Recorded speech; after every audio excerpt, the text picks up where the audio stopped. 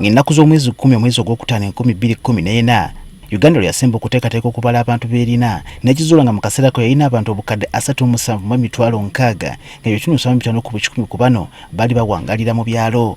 Kati nga gisemberedde okuwera emyaka 10 bukyanga nteekateeka eno ebaawo, nate ekitongole ekikola ku by'ebibalo ki Uganda Bureau of Statistics kizzeemu okuteekateeka okubala abantu kwe kumu okutandika ennaku z'omwezi 10 omwezi guno kukomekerezebwa ng'ennaku z'omwezi 19. Newankubadde Uganda ezeeteekateeka okubala abantu okuva ddala mu mwaka 2022, Bannayuganda bangi bakyatunula enteekateeka eno n'obwegendereza nga bakyebuuza ekigendererwa kyayo ko n'ebibuuzo ebigenda okubuuzibwa. Okumala akakunkuna mu Bannayuganda twogeddeko ne Helen Letitia Nviiri akola ebyokubala abantu mu kitongole kino. Ono atubudde nti mu nteekateeka yonna ekiri ekikeesa olwange ennaku z'omwezi 10 ekimanyiddwa nga Census Night kyankizo nnyo era nga ekuzimbiddwa buli kinaakolebwa mu kubala abantu kuno. Kitwale nti Katonda oba Allah bw'abeera waggulu eyo ayina kamera ye n'akuba ekifaananyi, si video naye kamera, still photo. Mu Uganda wali luddawa ate mwalimu abantu bameka nga ekifaananyi ekyo kikwata buli kasonda ka booda konna eri mu Uganda. Mu kubala abantu kuno waliwo ebibuuzo 5 ebigenda okuzimbirwako ebifube yenna nga bino byakubuuzibwa buli anaabalibwa. Tuli bameka, tusangibwawa, embeera yaffe eri etya, ebintu bikwatagana ne service delivery biri tubikwasaganya tutya.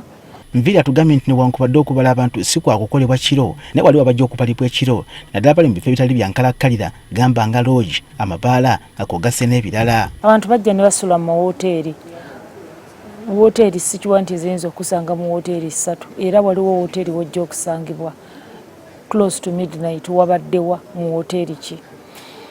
Kati abantu abo bagenda kubalibwa kiro, tukolebwako n'abantu abali mu hotel management twogera nabo.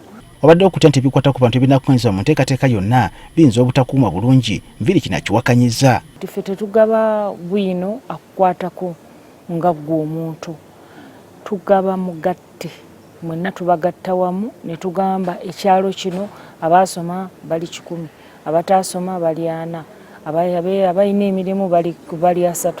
Newankubadde amaka gayinza okubaamu abantu bangi, omuntu omukulu mu maka gano naddala abazadde bwe bajja okuba ennyo eb'enkizo mu kuddamu ebibuuzo bino. Tekitegeeza nti abeera taata yekka. Oluusi oyinza okusanga nga taata gyali naye nga mulwadde yakosebwa oba yakubwa stroke tasobola kwogera bulungi, ali incapacitated, oba taata omutwe gwe mugwatabukamu, kati aba tasobola kuwa particulars ezo. Mu ngeri eyo maama abeerawo. Era abasajja balina abakyala 2 biragamba nti taata waali wajja okubalirwa kyokka waddembe okubabuulirako ku maka amalala g'alina. Naye tekitegeeza nti amaka gali sigage. Tuyina koodi gye twayongeramu ennyonnyola nti nannyinimu yaani, naye nga koodi eyo egamba nti Ssaalongo ewa mukyala muto naye head of household but absent. Ku ky'abaana basula ku nguudo za Kampala ko n'ebibuga ebirala tukitegedde nti bano bakubasanga mu bifo byennyini gye basula. Tukola n'ebitongole ebivunaanyizibwa ku baana bano kubanga gwe bw'ogendayo bajja kudduka bakulabanga mulabe waabwe n'okulaba nti nno abantu abalala osanga abalalu abatambula n'abali ku kisaawe oba bali mu transit abo bo tujja babala ku makya kwennyini.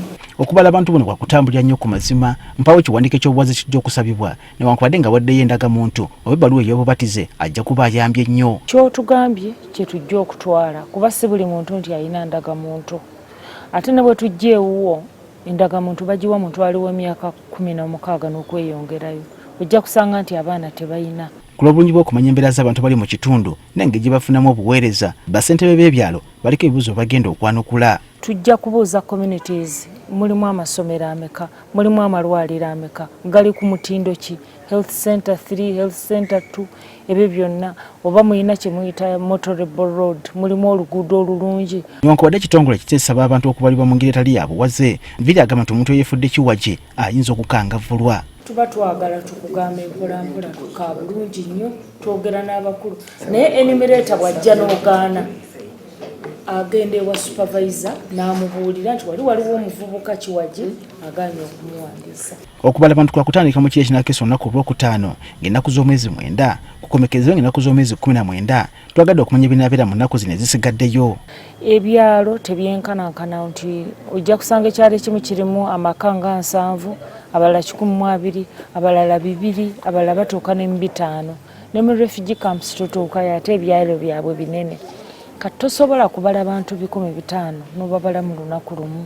Okusinza ku gavumenti okubala abantu kuno kwa kuyamba nnyo mu kuteekateekera ebiseera by'eggwanga eby'omu maaso ko n'okutuukiza ebigendererwa eby'enkulaakulana ebyekyasa. Samuel Sebuliba, Agafe ku Spark TV.